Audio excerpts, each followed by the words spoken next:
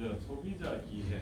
우리가 이제 시장 발굴이나 이런 걸 할 때 사실 소비자의 그 어떤 그 표면적으로 알 수 있는 부분도 있지만 너무 그건 형식적이고 인사이트하게 소비자가 어떤 마음을 가지고 제품을 구매를 하는가.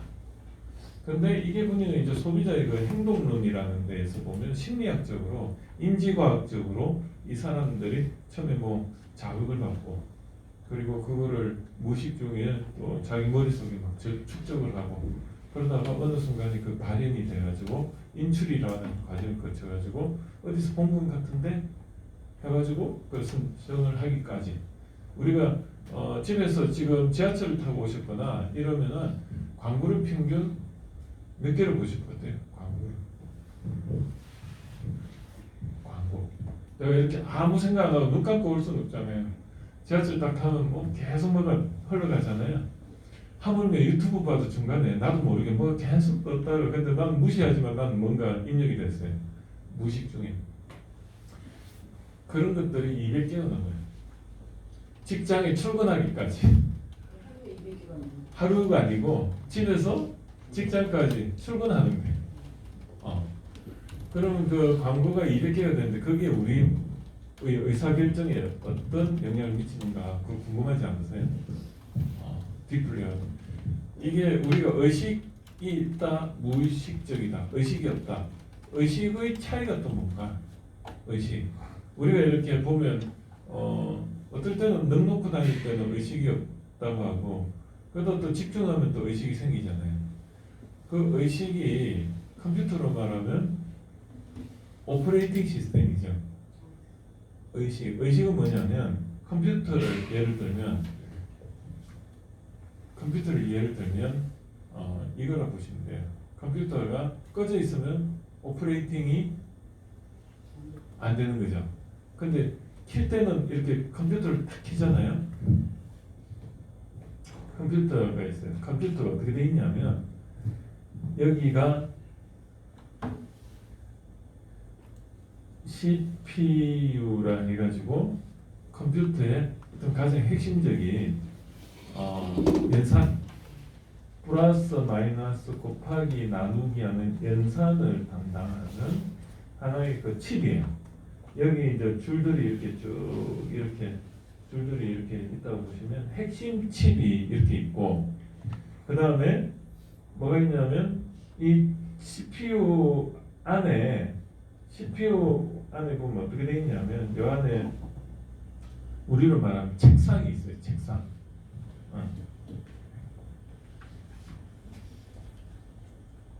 사람으로 말하면 해마에 해당이 되는데 사람의 뇌는 해마라고 하고 이게 우리가 작업 공간, 생각의 작업 공간이 될 수도 있고 우리는 이걸 책상이죠. 책상이 될 수도 있고 그리고 또 뭐가 있어요? 여기가 컴퓨터로 말하면 램이에요. 램.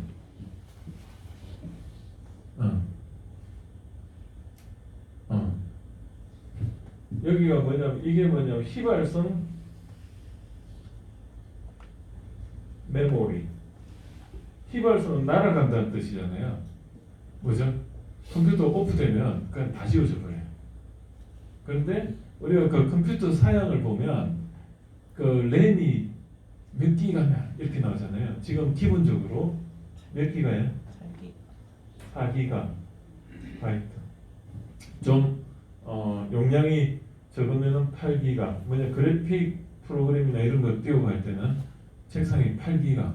책상이 8기가면 조금 더 여유가 있으니까 뻑이 안 나는 거예요. 사람도 보면 이 해마가 어떤 역할을 하냐면 이 건방증 있죠. 그러니까 해마가 우리 뇌에 보면 뇌가 있으면 입을 잘 그려야 되는데 이렇게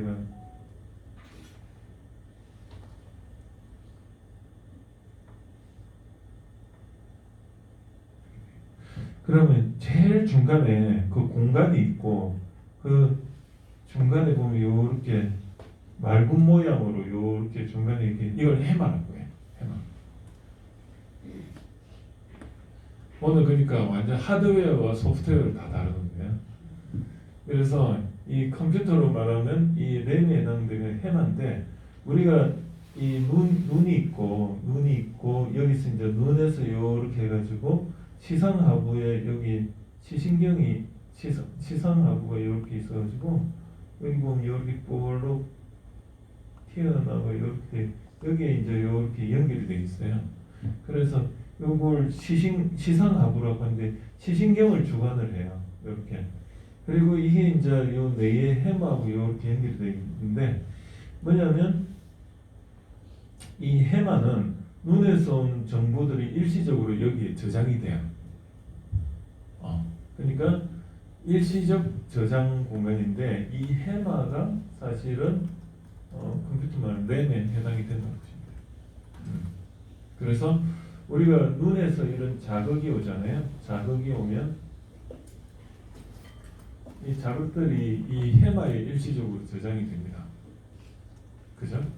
그리고 또 뭐가 있을까? 여기 보면 이제 컴퓨터 보면 여기 쫙 해가지고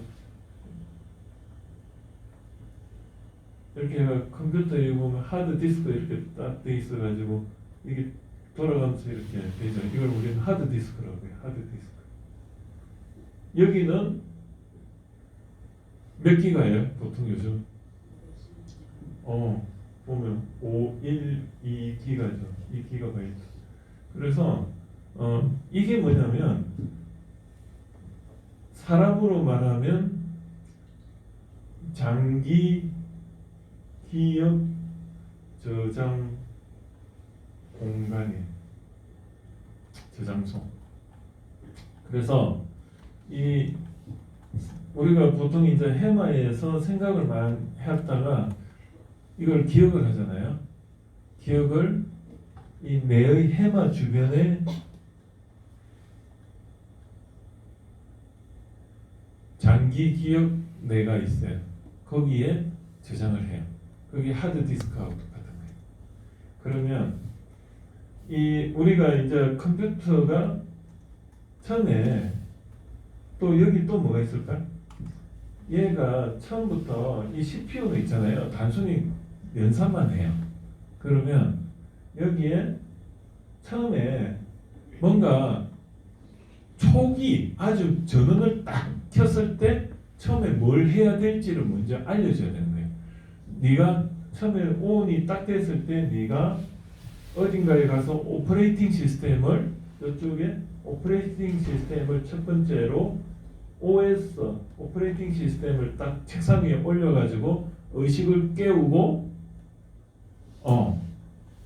그 다음에 뭘 받아들일 준비를 시키는 거. 그걸 우리는 어디서 하냐? 리드 오니 메모리 해가 롬이라고 해요. 그러니까 의식보다 더 앞선 뭔가 숨쉬는 거 있죠. 그러니까 이건 사람으로 말하면 숨골이에요. 숨골. 생명 유지 장치.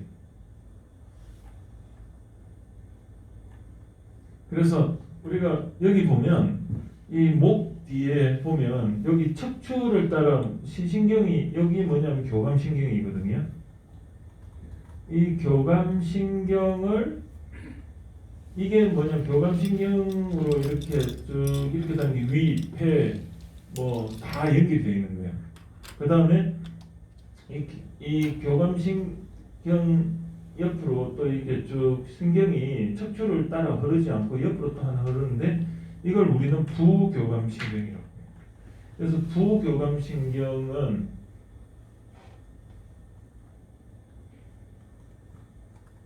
릴렉스 될 때 부교감신경이 활성화돼 가지고 우리가 위가 움직이고 교감신경이 활성화되면 위가 막 멈춰요. 그때 생명 유지 장치가 더 강하게 해가지고 도망갈 때 위나 이런 것들 딱 멈추고 다른 데로 어때요? 아드레날린이 많이 분비가 돼가지고 동물들을 잡으러 가든지 도망가든지 그때는 위하고 상관없잖아요. 그래서 이게 뭐냐면 우리가 옛날에 그 채집 수렵 생활할 때 생명 위협과 관련될 때는 이 교감신경이 우선적으로 작동을 하고, 그 다음에 생명과 관련 없니 조금 릴렉스 할 때는 이 부교감신경이 활성화돼서 소화가 되는 겁니다. 그런데 이제 이 현대인들은 이런 게 운동도 안 하고 어디 가서 힘쓸 데도 없다 보니까 이 부교감신경하고 교감신경이 막 혼선이 와가지고 소화가 안 될 때 되고, 소화가 안 될 때 되면 어떻게 되는 거예요? 위산이 나오는 거죠. 부교감신경이 활성화돼요. 밥을 먹었을 때는 부교감신경이 활성화돼야 되고, 그리고 밥을 이제 어느 정도 소화됐을 때는 또 운동해야 될 시기니까 교감신경이 또 활성화되고, 이런 것들이 밸런스가 맞아야 되는데 밸런스가 안 맞으니까 뭐 꺼졌습니까? 예.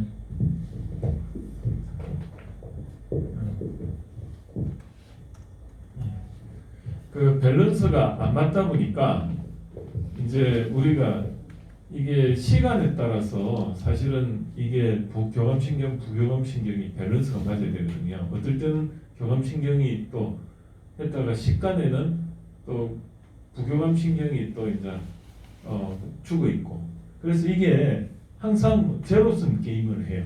얘가 활성화되면 얘가 억제되고, 얘가 활성화되면 얘가 억제되고, 그래서 이거를 뭐라고 하냐면 길항작용이라고 해요. 들어보셨어요?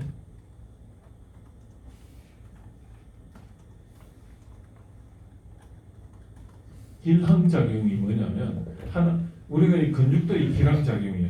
하나가 늘어나면 하나가 줄어들고, 근데 우리는 근육은요 당기는 힘만 있지 늘어나는 힘은 없어요.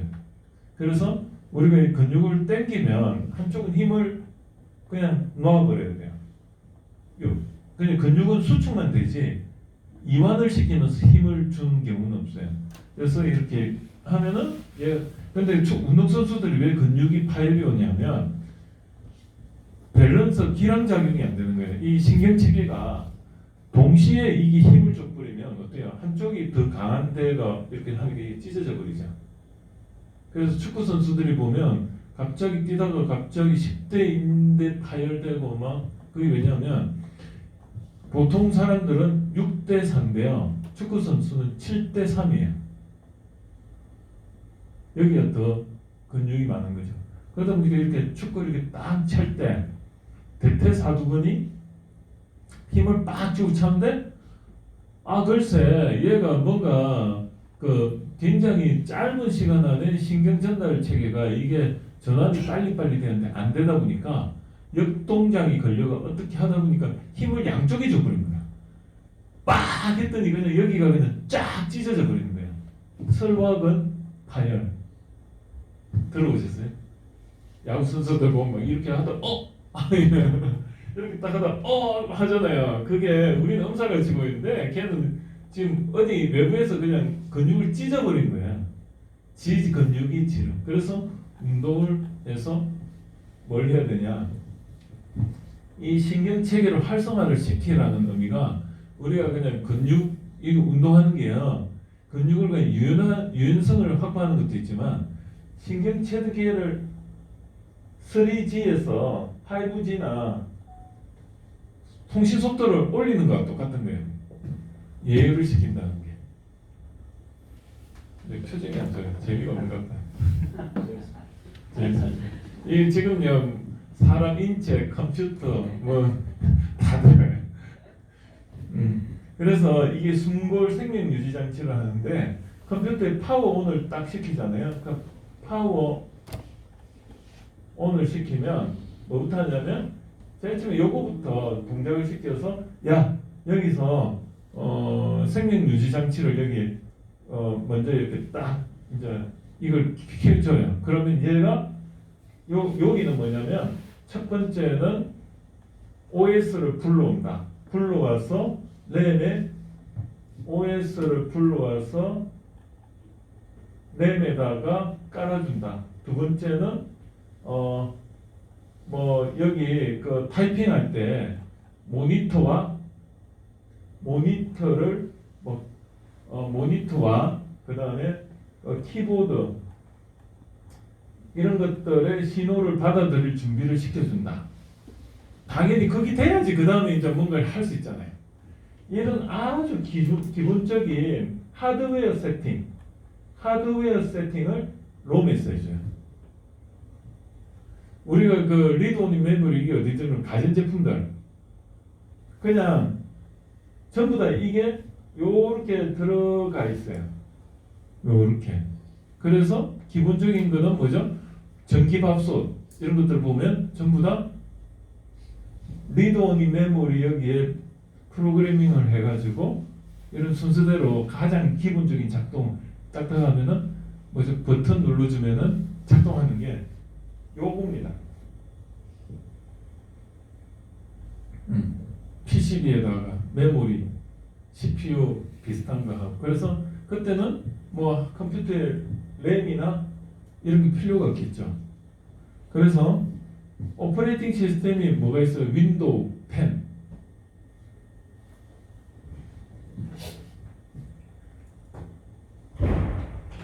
오늘 심리학을 강의하려다 보니 컴퓨터 이야기부터 하게 되네.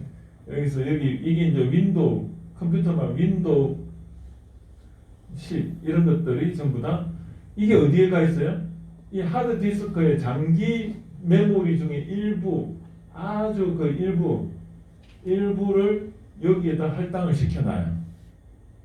그걸 깔아놓는 거죠. 그러면은 이제 파워온을 하면 오퍼레이팅 시스템이 윙 하면서 이렇게 띠디디디디디디 하면서 컴퓨터가 번쩍번쩍 하면서 뭔가 체크 짝짝짝짝 하면서 그 다음에 이제 하드디스크가 돌아가면서 롬에다가 OS가 딱 올려주면 그 다음 컴퓨터가 윈도우 10이 딱 하면서 따단 하고 이제 딱 된 거예요. 근데 아무것도 없잖아요.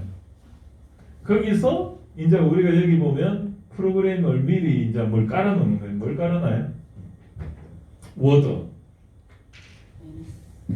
여기 이제 중간에 뭐 여기 보면 이제 이렇게 뭐 여기 보면 이제 HWP도 깔아놓고 그 다음에 PPT도 깔아놓고 그 다음에 뭐 SPSS 통계 분석 프로그램도 깔아놓고 그러면 이제 여기 돼 있으면 이제 여기 이제 뭐죠? 여기 키보드 뭐 모니터 키보드 모니터 같은 기본적인 게 다 있으니까 키보드로 명령을 딱 주가 야 그 다음에 이제 여기 있는 워드를 또 여기 깔아 하면 지가 이제 이거 불러가지고 깔아줘가지고 그게 활성화되는 거예요.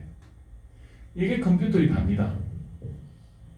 그래서 컴퓨터가 성능이 좋으려면 이게 지금은 도는 방식의 그 회전 방식의 회전 자성 방식으로 해가지고 저장이 되다 보니까 어때요? 할 때마다 윙 돌으니까 어때요? 속도가 느리죠? 이거를 뭘로 하면 좋겠느냐? 그러지 말고 이거 비슷한 그런데 이건 휘발성인데 휘발성이 없는 저장이 되는 메모리로 이거를 그냥 다 이거 비슷한 저장이 되는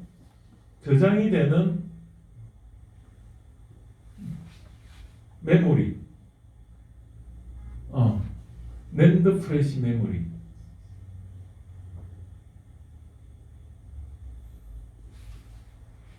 낸드 프레시 메모리로 해가지고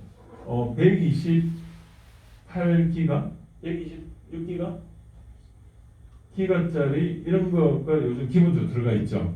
그러니까 요거 대신해서 요게 들어가 있는 거예요. 그러니까 요 안에도 장기 기억 장치 요거하고 같은 건데 이게 이쪽으로 이렇게 내가 이걸 대신 여기다 꽂아버리면 부팅 속도가 엄청 빨라지는 거예요. 기본적으로 요것들은 기본적으로 바뀌지 않더라도 CPU와 롬과 램을 그대로인데 컴퓨터 성능이 좀 안 좋아가지고 오퍼레이팅하는데 한참 있다가 켜진다. 그러면 하드디스크를 이걸 뭐죠? SSD 이게 뭐냐면 솔리드 스테이트 디스크라고 해요. SSD 디스크로 바꾸면 일단은 성능이 엄청 부팅 속도가 빨라지니까 한 몇 초 만에 이렇게 1, 2초 만에 푹 뜨는 게 보통은 막 이게 막 한 1분 걸리가 한참 있다가 뜨는데 그런 게 하나 있고 그리고 이게 입출 속도가 엄청 빠르죠. 그러니까 메모리 여기서 작업하다가 중간중간에 또 저장을 하거든요. 그 저장 속도가 빠르니까 멈춤이 없는 거예요. 그 다음에 또 속도를 올리려면 4기가에서 8기가로 올리면 아주 여유가 있어요. 그래서 컴퓨터가 옛날 구형도 일단은 램을 업그레이드 시키고 하드디스크를 SSD로만 바꾸기만 해도 속도가 확 빨라요. 워드 이런 거는 컴퓨터가 구형이라기보다는 저 두 가지 이거 두 가지가 떨어지니까 전체적으로 기능이 떨어지는 거죠. 자, 그래서 이게 사람의 해마에 해당이 되고 이게 뇌의 어떤 주변의 그 쭈글쭈글한 부분 그게 해당이 돼요. 그렇게 보시면 돼요. 그래서 우리가 인체가 보면 여기서 이제 이렇게 손, 발 이렇게 연결이 다 돼 있는데 손발이 다 연결이 돼 있어요. 그럼 여기서 1차적으로 이렇게 올라오는 정보는 어디서 해결을 하냐면 요 숨골에서 해결을 해줘요. 이게 생명 유지 장치예요. 이게 생명 유지 장치인데 이 생명 유지 장치는 뭐냐면 체온, 호흡, 심장, 박동 이런 것들이에요. 그러니까 한의학에서 보면 이 숨골이 요 뒤쪽에 여기 있는데 여기가 굉장히 위험해요. 그래서 그 격투기 하면 요 뒤에서 이렇게 가격하지 말라는 게 여기가 파괴가 되면 온습도 호흡 곤란하고 다 오는 거예요. 그런데 한의학에서는 여기가 풍문이거든요. 그래서 감기가 어디로 들어온다고 했어요? 목 뒤에 여기로 들어온다죠. 그래서 우리가 감기가 걸리면 어떻게 해줘야 돼요? 손을 따뜻하게 요 뒤를 이렇게 딱 잡고 있는 거예요. 그리고 내가 만약 컨디션이 안 좋거나 그러면 이렇게 생각해요. 컴퓨터로 말하면 롬이 좀 상태가 안 좋거나 어떻게 해줘야 돼요? 목 뒤를 마사지를 따뜻하게 좀 여기가 활성화되고 정상화되면 오한이나 두통, 호흡 곤란 이런 게 어느 정도 완화하거든요. 제가 그 서경대에서 뷰티 미용학과 석박사 통합과정에 강의를 할 때는 이런 식으로 강의를 해요. 원리를. 그럼 그분들은 피부가 좋은 게 왜 좋아요? 혈액순환이 잘 된다. 또요. 피부가 좋은 이유는? DNA. 그래서 굿 아이디어예요. 뭐냐면 여기 피부가 좋은 이유가 뭐가 있을까요? 일단은 태어난 게 DNA 맞아요. 그럼 마음 또 뭐가 있어요? 혈액순환 또 독소가 많이 없어야 됩니다. 디톡스 또 영양 장 이 다 영향이 있어요. 여기 있잖아요. 기업가 정신에서 성공에 영향을 미치는 거하고 똑같아요. 성공에는 처음에 그 태어난 DNA가 있고요. 그 다음에 사람의 환경이 있고 후천적인 교육이 있고 그 다음에 또 그 사람의 갑자기 생각나네. 그 다음에 후천적인 교육이 있고 그 다음에 자론 환경이 있고 DNA 있고 노력이 있고 뭔가 하나 더 있어요. 그래서 똑같아요.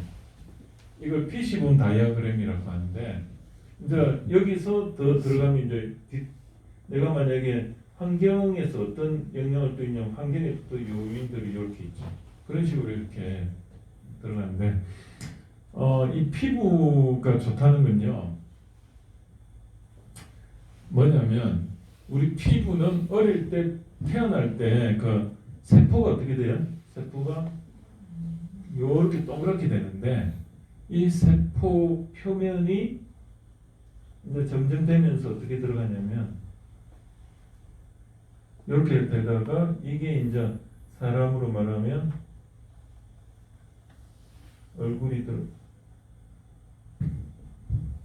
그러니까 우리 여기 입이 되고 사람의 입이 되고 아니 하여튼 사람이 있으면 여기 입이 있죠. 입 있고 이렇게 있고 폐가 이렇게 있고 그 다음에 위가 있고 그 다음에 장이 있고 그 다음에 이렇게 다리가 있고 그렇잖아요. 요 안에 요쪽에 이렇게 들어가는 게 이 피부가 다 그렇게 이제 변에 들어가는 겁니다. 그러니까 우리가 이 폐, 내장 이런 것들은 전부 피부의 연장선이라고 봐야 돼요. 그래서 피부가 안 좋은 이유는 내장의 표면도 안 좋을 가능성이 100%예요. 그게 어떤 거냐면 우리가 피부가 안 좋다는 거는 내장 건강 상태가 안 좋은 거랑 똑같아요. 그래서 그런데 우리 여자분들은 뭐부터 해요? 피부 마사지만 하잖아요. 뭐 하면은 그 불난데 불의 그 근본적인 걸 끌 생각을 안 하고 뭐부터 합니까? 계속 알람 울린다고 알람 그것만 정지시키려고 노력하잖아요. 그거는 사실은 눈에 보이는 처방이죠. 근데 정작 중요한 거는 내 내장 건강이 안 좋다는 적신호입니다. 그래서 피부가 안 좋다는 거는 결국은 나의 건강 상태가 일단은 안 좋다. 그러면 어떻게 해야 되느냐? 그 내부의 건강 상태는 보니까 일단은 외부 환경에서 투입되는 부분이 있고, 그 다음에 내부적으로는 이런 이게 내부적인 거죠. 뭐 어떤 근본적으로 담배를 펴도 암이 안 걸린 사람이 있고 안 핀데도 걸린 사람인데 이게 DNA 차이인 것 같아요. 그런데 그 DNA가 어차피 차이가 있는 상황에서 최선을 다해야 되는 거지. 그죠? 나는 어떤 사람은 DNA가 막 튼튼해가지고 변형이 잘 안 오는 스타일은 피부가 트러블이 좀 적을 가능성이 높죠. 면역력이 좋은 거죠. 그거는 선천적으로 행동은 복이에요. 그런데 그런 사람 드물어요. 근데 대부분이 안 그런 사람들인데 그냥 담배를 안 피면은 더 오래 살 거를 그걸 피부로 해가지고 뭔가 면역력이 떨어지니까 더 DNA 변형이 올 가능성이 높은 거지. 그러니까 사람마다 케이스로 그러니까 이건 어떻게 할 수가 없는 부분. 그 다음에 마음 씀씀이하고 잠하고 뭐가 관련이 있냐면 호르몬 관련이 있는 것 같아요. 그래서 우리가 잠을 자면은 알파파에서 호르몬이 뭐죠? 성장 호르몬이 나오는데 그 성장 호르몬이 사실은 그 에너지거든요. 그 에너지가 결국은 많이 분출되는 환경을 만들어주는 것 같고 거기다가 이런 혈액순환하고도 다 관련이 있죠. 당뇨. 왜냐하면 몸에 탄수화물이 들어오면 이 탄수화물이 혈액으로 들어가가지고 이 혈액이 뭐죠? 당 농도가 높아지는 거죠. 근데 그 당을 분해시켜주는 게 인슐린이에요. 근데 인슐린은 어디서 나옵니까? 췌장에서 나오잖아요. 췌장. 근데 이 췌장이 인슐린을 분비하는데 씌워줘야 되는데 24시간 중에 저녁에 뭔가를 먹으면 탄수화물을 먹으면 이 당이 계속 있으니까 24시간 계속 하다 보니까 이게 피로해져 가지고 파괴되는 거거든요. 그 기능을 인슐린 주사로 인슐린을 배에다 맞아주는 거거든요. 그런데 왜 이거 말씀드리냐면 이 혈액이 탁해진다는 것은 결국은 혈액이 끈적끈적해지니까 혈관이 어때요? 막힐 가능성이 높죠. 혈액순환과 당뇨와 관련해서 합병증이 뭐가 있냐면 뇌졸중, 뇌로 가면 뇌고 심장병, 고혈압. 그러니까 한마디로 피가 물질 못하니까 압이 더 생겨가 끈적끈적하니까 어때요? 이게 그 시멘트 보면 우리 그 이렇게 식전까지 올려주는 시멘트 그 끈적끈적한 시멘트를 올려주려고 하면 얼마나 힘들어요. 그냥 물 칼칼하면 그냥 씻겨 올리지. 그거 생각하면 돼요. 그래서 몸은요 반드시 저녁에 깜깜해졌을 때는 쉬게 해주는 게 그게 우리의 그 어떻게 보면 이때까지 어떤 선조들의 생활 패턴이었기 때문에 모든 게 DNA는 그렇게 구성되어 있고 그 DNA가 이 안에 몸의 숨굴에 들어가 있습니다.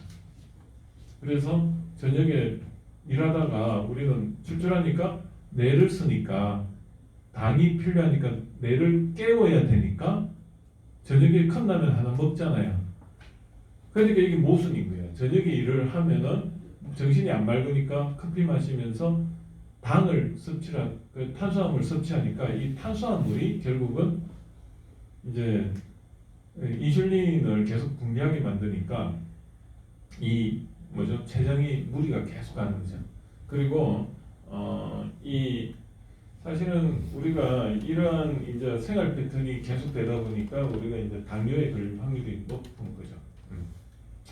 그래서 이제 이 피부라는 건 결국은 이런 혈액 순환하고도 관련이 있고, 그 다음에 우리가 디톡스 이야기하는데 이 디톡스도 굉장히 중요한 사항입니다. 그래서 저는 이제 MSG 이런 걸 절대 먹지 말라고 하는데 인공적인 거는요 사람이 만든 거는 완벽할 수가 없어요.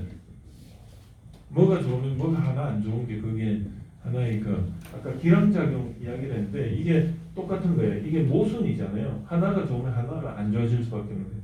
이게 우리가 그 전략적 판단에 있어 가지고 효율과 효과는 항상 기량작용이 있거든요. 이걸 영어로는 트레이드 오프라고 해요. 이거를 이 트레이드 오프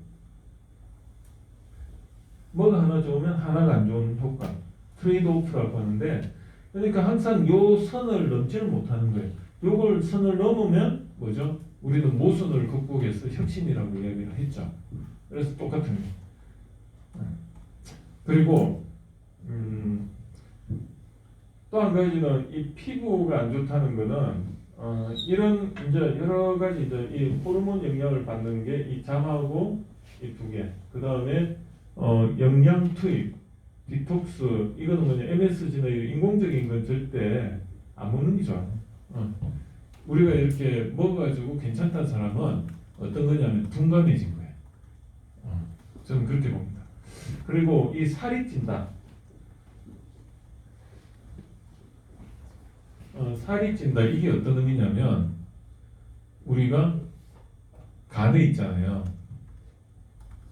이 지방이 어디에서 생성되냐면 간에서 나와요. 간을 우리가 해부를 해보면 여기 노란 지방이 보여요. 그 지방이 어디서 나오냐면 우리가 탄수화물을 먹으면 탄수화물이 이게 혈액에서는 당으로 되고 이 당을 저장을 하는 게 이게 지방이에요. 간에서 지방으로 에너지를 축적하는 거예요. 그래서 예전에는 우리가 농경 생활 이전에는 뭘 못 먹고 할 때는 한 끼를 잘 먹어야 되잖아요.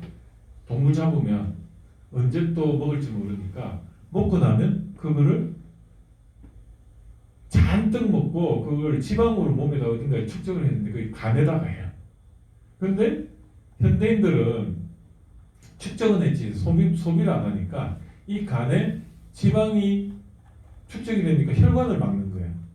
혈관을 막으니까 순환이 안 되니까 지방간이 그래서 안 좋은 거거든요. 그러면 이제 정체가 돼 있으면 어떻게 돼요? 반드시 산화가 돼서 죽게 된다. 세포가. 그게 결국은 우리가 굉장히 독소가 생기는 거죠. 그래서 결국은 뭘 안 먹으면 살이 빠진다? 탄수화물. 오히려 지방을 먹으면은 지방은요 이게 축적이 안 돼요. 단백질이나. 왜 그렇죠? 이 간에서는 지방이나 단백질에는 반응을 안 해요. 탄수화물, 혈당으로 들어온 탄수화물을 몸에서 자기 지방으로 만드는 거예요. 그리고 이것들은 어떻게 되냐면, 그래서 자기 걸로 만든 그 지방인데 이게 좋은 지방이 있고 나쁜 지방이 있어요. 우리가 그 돼지고기 먹으면 그 뭐죠? 그 우리 스퀄린이나 꽁치나 이런 데 기름을 뭐라고 하죠? 오메가산이라고 하잖아요. 그 오메가산을 우리는 다른 말로 뭐라 하냐면 좋은 거를 HDL이라고 해요. 하이 뭐뭐뭐. 근데 나쁜 걸 LDL이라고 해요. 이건 안 좋은 거예요. 안 좋은 거. 이건 좋은 것.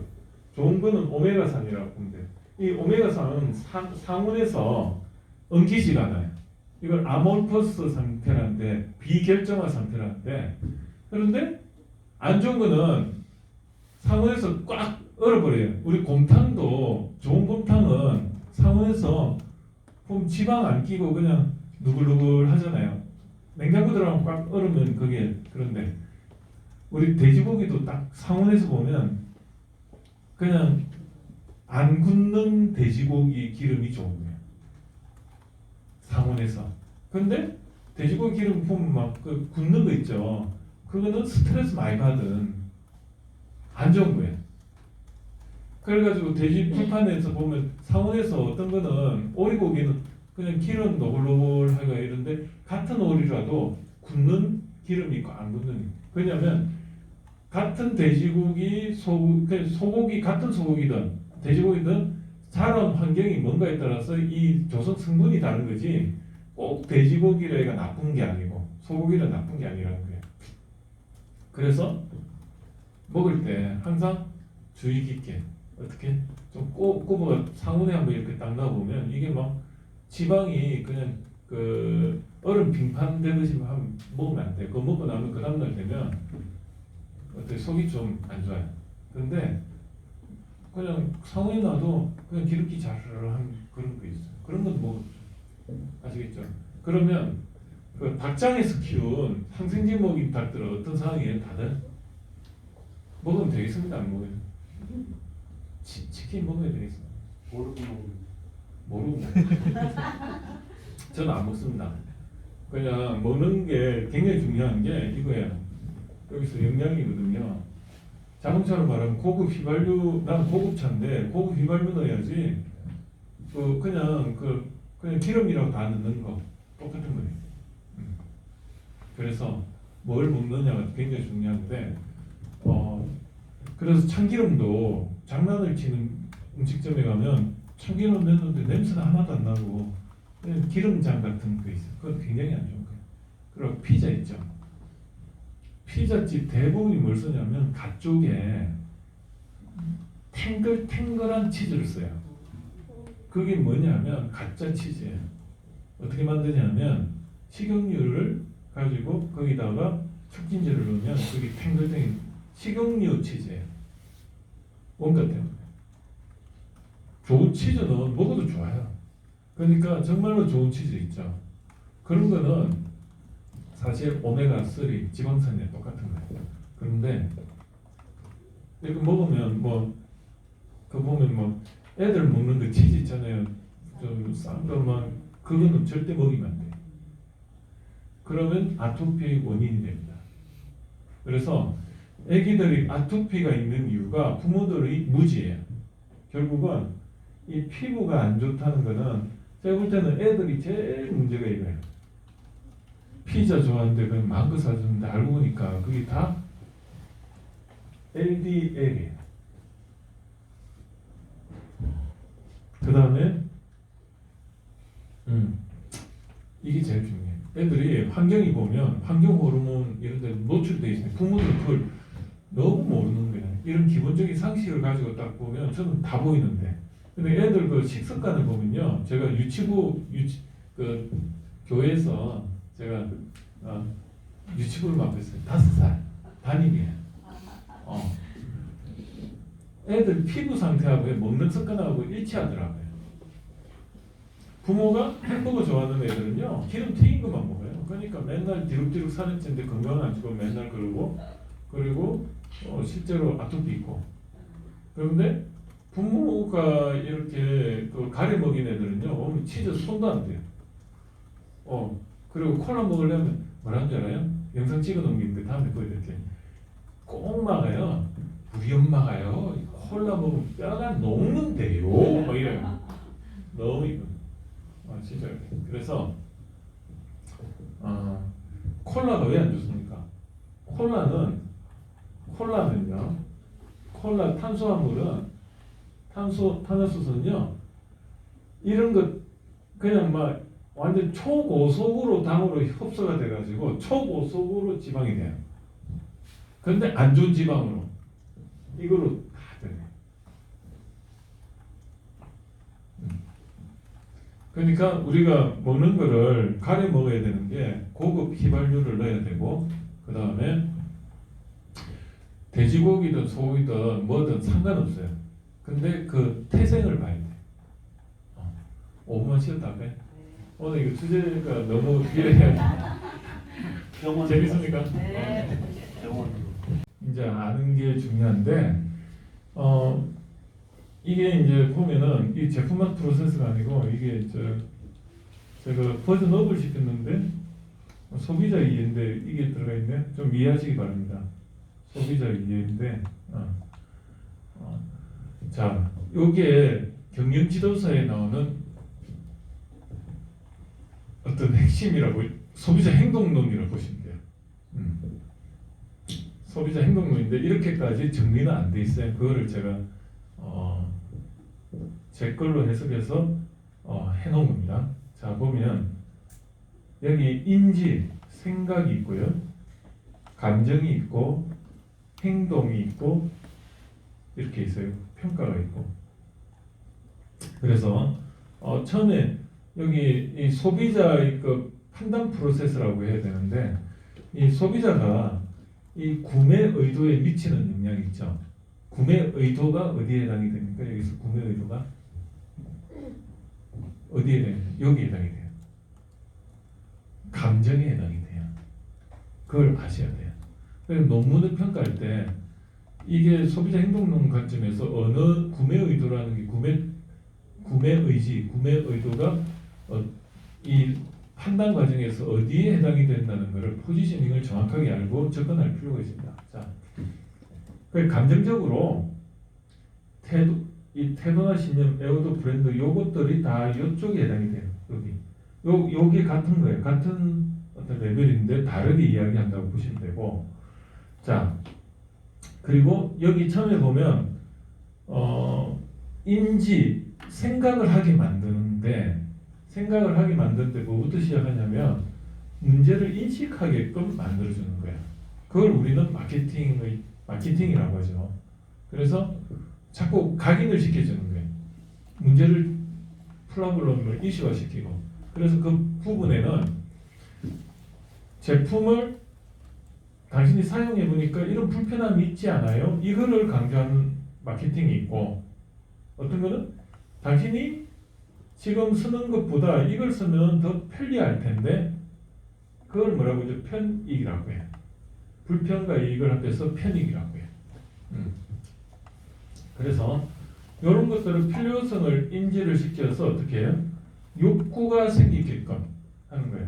그래서 그 욕구가 생기면 나중에 수요가 나오는 거예요. 이 수요라는 거는, 디맨드라는 거는 감정의 그 태도를 넘어서 열망의 단계예요. 열망한다는 건 행동을 한다는 의미죠. 여기서는 벌써 결정이 된 상태예요. 수요가 있냐 없냐는 어떤 의미예요? 산다는 의미는, 그죠? 살 거라는 게 아니고 산다는 의미예요. 그래서 수요 조사할 때 수요는 뭐죠? 당신이 이것을 하면 사겠습니까? 하는 거는 그냥 실제로는 사겠다, 산다는 의미예요. 굉장히 철학적이죠. 그래서 이런 게 있고, 그래서 요거에 해당되는 걸 보니까 이거는 또 요 밑에 보면 이런 프로세스가 있는데 여기 보면 지각적 해석이라고 해요. 그래서 처음에 우리가 아침에 출근을 해가지고 지하철에서 광고를 보면은 광고는 계속 이걸 쓰면 편리할 텐데요. 아니면 이거 당신이 좀 불편하지 않아요? 이 관점에서 계속 뭔가를 주입을 해요. 그런데 컴퓨터로 말하면 의식이 있냐 없냐는 무엇에 해당이 되냐? 무의식이라는 게 뭘까요? 정보는 들어오는데 그거를 인지하지 못하고 그냥 들어오는 거예요. 이거예요.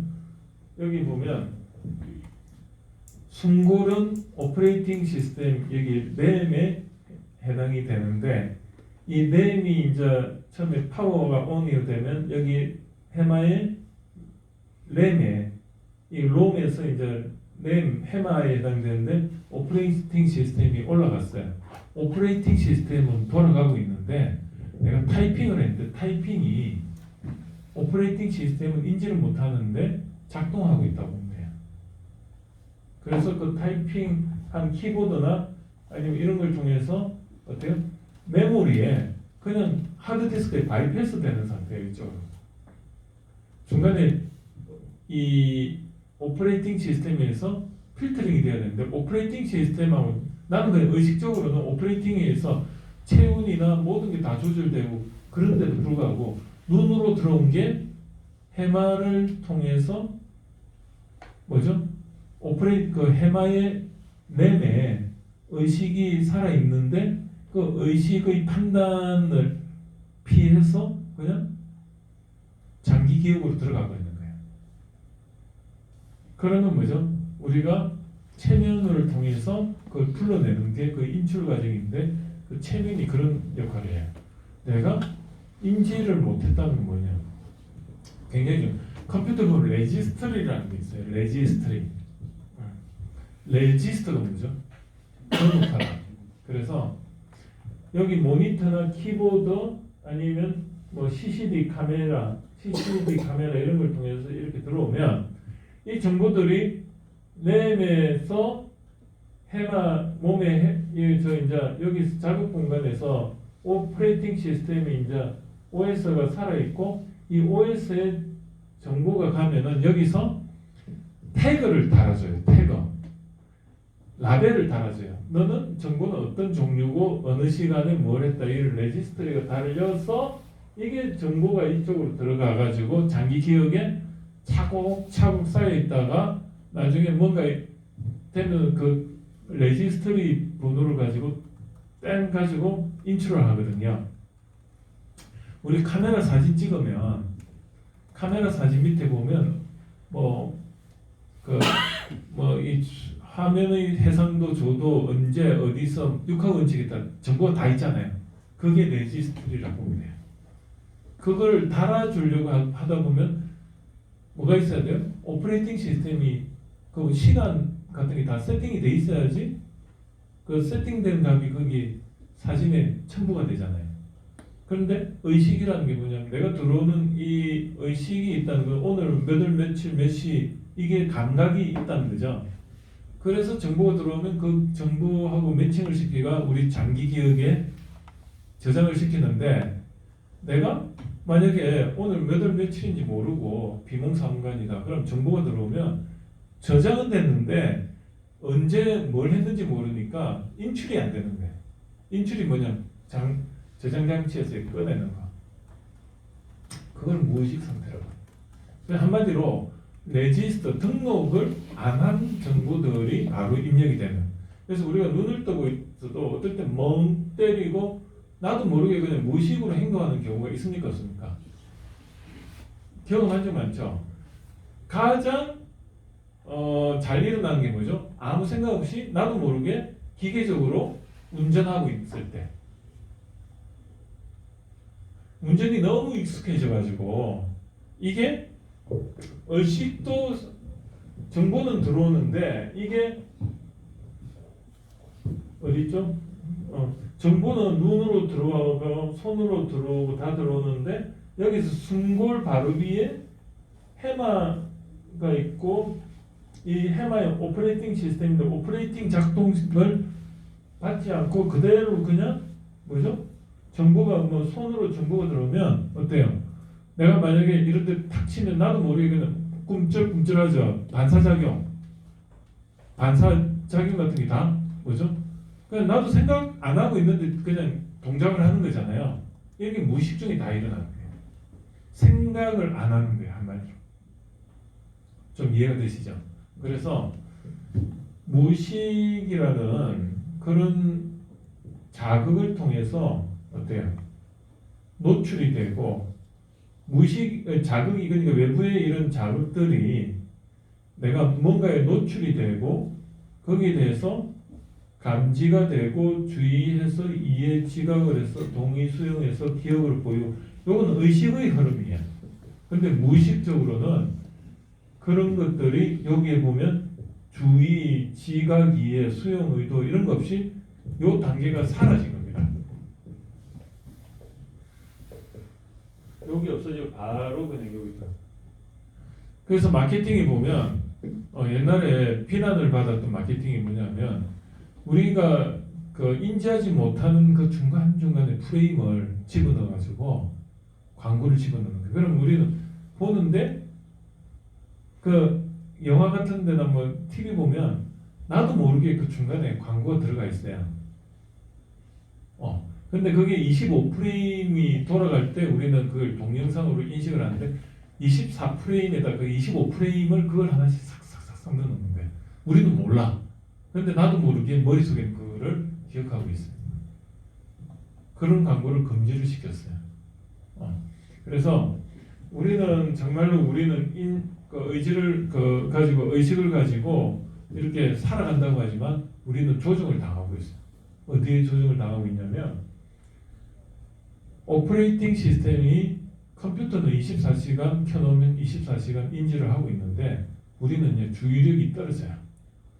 그러다 보니까 오퍼레이팅 시스템이 집중을 했을 때는 태그가 달리다가 집중 안 하면 목록에서 또 레지스터가 작동을 안 해요. 제가 그래요. 그 보면 집중 잘하는 사람들은 항상 집중하는 게 아니고요.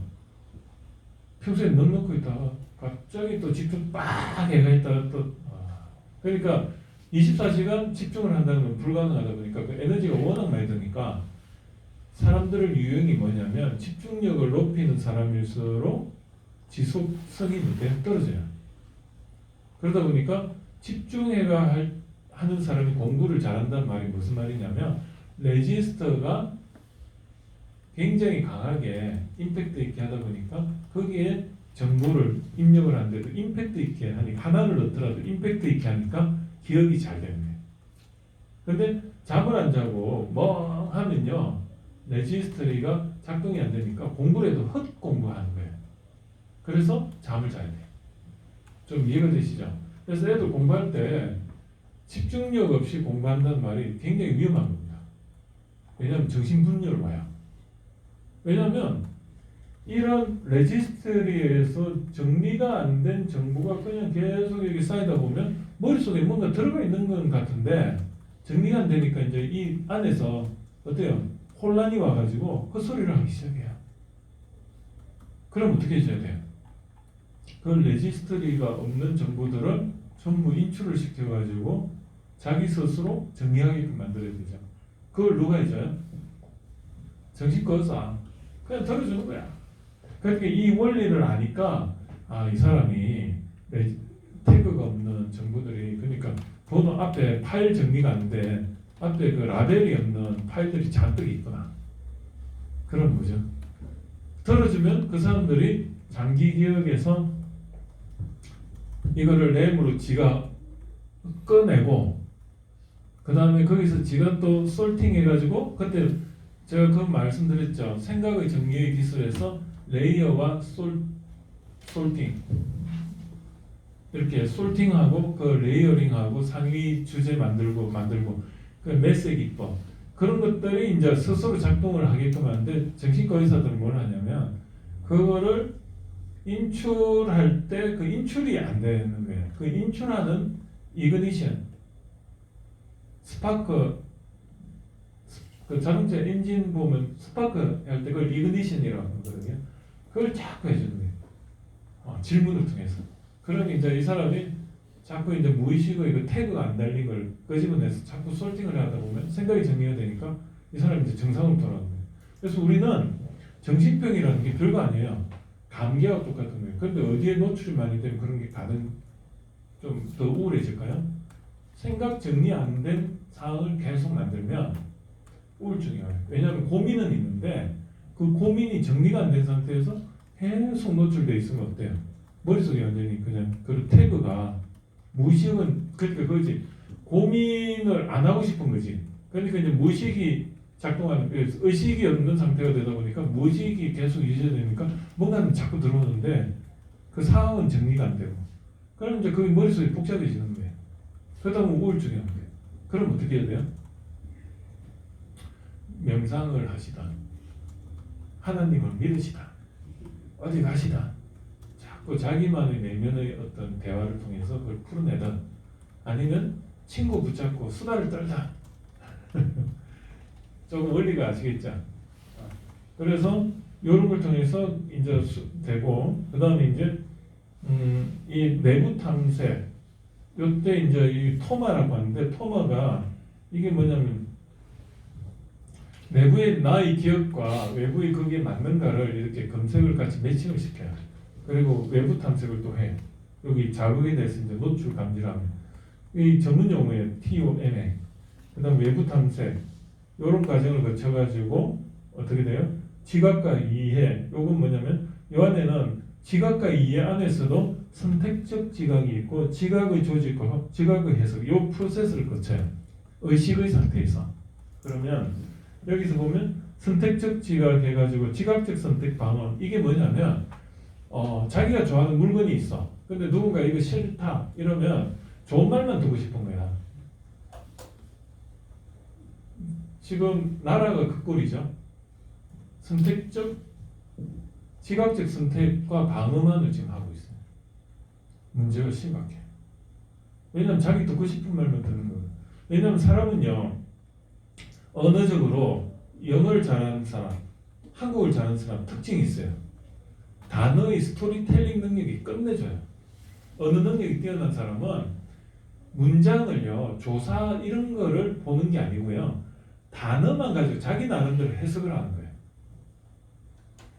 학교, 학생, 뭐 폭력 세 개 단어를 했을 때 뭐가 떠오르냐? 학교에 학생이 폭력, 거기에 뭐 대상이 또 여자 그럼 뭔가 떠오르는 이미지 있죠. 그게 문장이에요. 그 안에 뭐가 뭐고 이건 중요하지 않아. 그런데 거기에 우리나라의 단어하고 영어의 단어의 차이점이 뭐냐면 한국어는 조사예요. 조사를 단어에다 뭘 붙이면 이게 목적이 돼버리고 주어가 돼버리고 그래요. 그래서 이런 주어를 뒤에다 단어에다 그냥 가 이래버리면 그냥 문장 형식과는 상관없이 뒤에 가면은 그게 주어가 돼버려요. 그게 우리나라 언어의 특징이고 영어는 뭐가 특징입니까? 구조 언어예요. 그 주어는 무조건 앞에 가야 되고 목적은 중간에 가야 되고 목적은 뒤에 가야 되고 이런 구조 언어고 그 다음에 한국어는 뭐냐면 발음과 일치해야만 되는 언어예요. 그런데 영어는 어때요? 짬뽕인 융합 언어라서 단어하고 발음하고는 일치가 안 돼요. 그러니까 그 단어대로 읽어가 발음하는 사람도 있고 어떤 사람은 그냥 그 현지의 그 발음대로 하는 사람이 있고 영어를 누가 발음 가지고 영어를 잘한다 못한다 말할 수 있습니까? 없어요. 영어는 지역에 따라서 발음이 다 다르고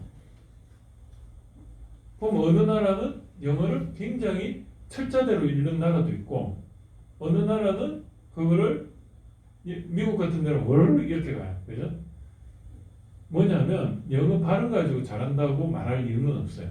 단지 영어의 구조가 과학적이기 때문에 단어 배치에 있어서 문장 구조가 어떠냐는 영어를 잘하느냐 못하느냐의 하나의 판단 기준이 되는 거예요. 그래서 제가 왜 이런 말씀 드리냐면 언어를 잘한다는 건 그 단어를 그러니까 형식은 별 중요하지 않아요. 언어에서 어떻게 보면 단어의 조합인데 그 단어들이 그 문화에 영향을 받는 거예요. 문화는 뭐죠? 문화는요 정의가 어떻게 되냐면 가치 판단의 기본과 생활 양식, 즉 다른 말로 생각의 흐름과 똑같이 생각하는 패턴이라는 뜻이에요. 생각의 패턴과 그 패턴의 결과물들이에요. 우리가 예의를 차리려 했을 때는 한국적인 어떤 생각의 규칙이 있잖아요. 그게 문화예요. 그러니까 무슨 말이냐면 내가 똑같이 단어를 말해도 그 지역에서는 그 생각의 패턴에 따라서 받아들이는 게 달라지는 거예요. 중국에서는 빨간색으로 88 치면 굉장히 좋은 뜻이지만 우리나라에서는 빨간색으로 또 뭘 쓰면 그 문화의 그 생각의 흐름 때문에 그게 다르게 안 좋게 여겨질 수 있는 건 똑같은 거예요. 그래서 언어는 단어인데 그 단어는 문화의 영향을 받기 때문에 우리가 만약에 언어를 잘하려면 첫 번째 그 해당 분야의 문화를 알아야 되는 거죠. 생각의 흐름을 알아야 돼요. 그래서 우리가 공대 사람들이 외국에 가서 공부하기가 쉬워요. 전공 단어 가지고 그냥 대충 알아들으면 다 알아들어. 그런데 그 외에 밖에 나가서 생활적인 부분은 알아듣습니까? 그래서 영어를 잘한다는 것도 두 가지예요. 자기 전공 영역에서 영어를 잘하느냐, 생활에서의 그 나라의 문화에서의 영어를 잘하느냐, 굉장히 다른 문제예요. 그런데 우리는 영어를 공부하는 게 전공 분야에서 영어를 잘하느냐, 아니면은 생활 영어에서 커뮤니케이션적으로 잘하느냐, 이런 거 구분합니까? 안 하잖아요. 그 영어 잘하면 다 잘하는 줄 알아. 변리사가 되면은 다 변리 특허출은 잘합니까? 안 해요. 자기가 잘하는 분야만 잘해. 내 친척이 변리사인데 거기 맡기면 될 거야. 정답입니까? 아닙니까? 아닌 것 똑같은 거예요. 여기 동의하십니까? 영어 선생님? 그런 거예요. 뭐냐면 언어학은 사실은 이런 뇌 구조하고 이런 문화적인 부분하고 그 다음에 이런 인지과학 분야하고 전부 다 연관이 있는 겁니다. 그런데 아쉬운 거는 그냥 학자들은 자기가 아는 분야에서만 주장을 하니까 그것만 드립다 이야기를 하니까 관점이 굉장히 상충되죠. 그런데 제가 보면은 똑같은 말을 다르게 이야기하는 경우도 많아요. 그죠? 그래서 제가 이제 그런 이야기를 좀 하는 건데, 자, 여기서 보면, 그래서 제가 왜 이 소비자의 이해를 하냐면, 마케팅의 인사이트를 얻기 위해서 제가 이야기를 하고, 마케팅 전략을 세울 때, 우리는 이 마케팅에서 어디 부분을 중심으로 고객들을 접근을 해야 되느냐, 그것부터 제가 이야기를 드리는데, 그런 게 사업 계획서에 인사이트하게 딱 들어가면, 심사자들 보면, 평소에 그냥 마케팅 전략 세우시면, 그냥 뭐 쇼핑몰에 그냥 광고하고요. 그런데 나는 어떻게 하냐?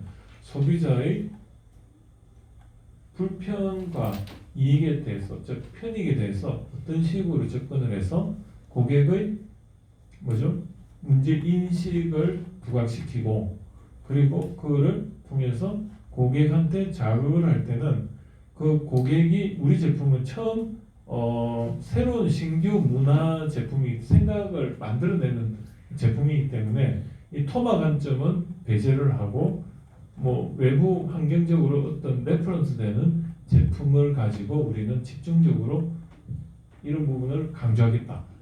이런 식으로 접근하면 얼마나 그 디플리하고 그죠? 그런 게 돼야 됩니다. 그래서 어디 그 가서 할 때 컨설팅 할 때 이런 식으로 하면은 1,000만 원짜리 강의고 그냥 남들 하는 거 똑같이 하면 100만 원짜리 강의가 되는 컨설팅이 되는 겁니다. 그래서 제가 왜 이런 말씀드리냐면 제가 어디 가서 이렇게 뭔가 그 사장님이 저한테 뭐 물어보잖아요. 그러면 회사 일하고요. 자기 무의식의 세계에서의 모든 게 다 엉켜서 이야기를 해요. 그러면 수준이 어느 레벨 수준이 되어야 되냐면 그냥 단순히 내가 컨설팅 프레임 몇 개 가지고 가가지고 하면요. 그냥 그 영업사원 취급받습니다. 그런데 이런 저는 믿는 구석이라고 하면 제가 믿는 구석은 뭘 믿는 구석이냐면 이런 프레임을 머릿속에 제가 가지고 가면요. 든든하잖아요. 아, 이 사람이 지금 무의식적으로 고민이 많은데 그런 것들에 대해서 태가 안 달린 메모리 데이터가 장기 저장이 너무 많구나. 근데 그게 회사적인 것도 있고 개인적인 것 다 있으니까 일단은 어떤 질문에 해서 이걸 이그니션 시켜가지고 스스로 정리하게끔 만들어줘야 될 건가. 그래서 컨설팅은요, 핵심은 뭐냐면 내가 어떤 솔루션을 주는 게 아니고 그 사람한테는 다 있는데 그걸 단지 내가 이런 프레임을 제시를 해가지고 정리를 시켜주는 거예요. 그걸 뭐라고 하냐? 퍼실리테이팅이라고 해요. 퍼실리테이터 들어보셨습니까? 그래서 요즘은 잭 웰치가 이런 퍼실리테이터를 잘해서 그 회사가 그렇게 커졌답니다. G의 잭 웰치. 그래서 그런 사람들이 뭐 강의가요. 어디 가면 잭 웰치 강의 해가지고 몇천 막 이렇게 하는데 그런 게 다 들어보면 그게 그거예요. 단지 퍼실리테이터에서 이런 알고리즘들을 알게 모르게 다 들어가 있는 거예요. 그러니까 미국 교재들을 보면요, 이런 거는 싹 빼고요, 뭐 하는지 알아요? 질문지 거기 다 채우게 해놨어요. 그래서 막 다 채우다 보면 뭐가 돼 있어. 근데 노하우는 안 알려주는 거예요. 그래서 미국 책들 보면요, 되게 지루해요. 했던 말 또 물어보는 것 같고. 근데 나는 뭘 하는지도 모르고 그냥 따라가고 있고. 그래서 한 달을 하고 와가지고 뭘 배운 것 같은데 강의하라고 강의는 못 하겠고. 그 사람들이요, 강의가요, 그런 식이에요. 이런 핵심을 이야기해 주는데, 핵심은 안 하고, 이거 하나를 가지고 액티비티, 뭐 질문지 쫙 만들어가지고, 그걸 하게 해. 그러니까 막 쓰다 끝나는 거야. 근데 또, 미국 친구들은 그런 걸 또 즐기대. 막 혼자서 막 저거 하면서. 그런데 그 친구들이 인사이트가 있어요, 없어요? 없어요. 그게 문제예요. 그러니까 그냥 책 그거 가지고 자기도 이제 배운 대로 하니까 그거 그냥 내가 이거 적어내라. 적어가지고 그것도 분석하면 또 뭐 통계 분석적으로 해가지고 하긴 하는데, 자 그렇습니다. 그래서 요런 그래서 이거를 외울 때 이게 경영지도사 시험 문제에서 핵심이에요. 지정의, 인지, 그다음에 감정, 그다음에 의지.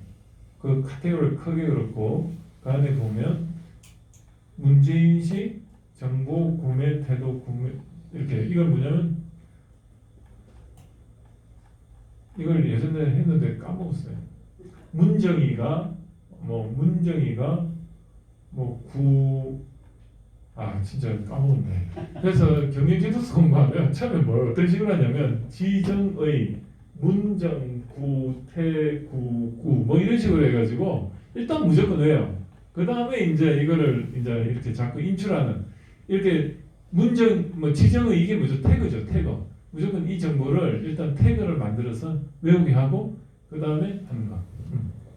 그래서 이거를 내년 1학기 때, 원래는 올해 제가 그 경영지도사 자격과정이라고 해가지고 말이 경영지도사 자격과정이지 사실은 그 안에 세 가지가 들어가요. 마케팅 관리, 그 다음에 시장조사 방법론이 논문 통계 조사 방법론이 비슷하잖아요. 그러니까 통계 분석, 그 다음에 하나는 그 소비자 행동론. 요 세 가지 요런 챕터를 제가 300개를 만들어 가지고 수업 때 쫙쫙 올리면서 15주 동안 어떻게든 한번 이런 식으로 한번 강의를 해보려고 했던 게 이번 학기였는데 도저히 준비할 시간이 안 돼서 제가 그건 내년으로 미뤘습니다. 그래서 말이 경영 지도사 자격 과정이지 사실은 그 세 가지 파트에서 이런 거 100개를 제가 핵심을 짝짝짝 해가 딱 띄워놓고 100개씩의 300개 프레임을 외우면 수학 공식 300 정석 수학 공식 외우듯이 저런 거 300개만 딱 가지고 있으면 겁나는 게 있습니까? 없어요. 제가 그런 걸 한번 시도를 해보면 대한민국의 세계 넘버원 컨설턴트. 그래서 이제 이런 부분이 다음 주에 제가 이야기를 할게요. 이런 거를 다음 주에 이야기를 하고, 여기 보면 이제 이런 식으로. 근데 이게 뭐냐면 사업계획서 전체 프로세스예요. 이런 거를 이제 다음 주에 제가 이야기를 하고, 오늘 제가 완전히 그냥 영역 파괴로 그냥 오늘 한번 창의적으로 해봤어요. 이게 제가 처음 오늘 의도한 게 아니고 하다 보니 이렇게 나온 거예요. 그래서 막 3,000% 빨리빨리 하다가 딱 나오고 그래가지고 그런데 오늘 어떠셨습니까? 괜찮았습니까? 예. 예. 이런 게 좋은 거잖아요, 그죠? 예. 그래서 사실 이제 뭐 시간이 되면 이런 거 가지고 좀 토론하면 되게 재밌는데 그러면 다음에 또 하기로 하고요. 오늘 수업 이걸로 마치겠습니다. 감사합니다.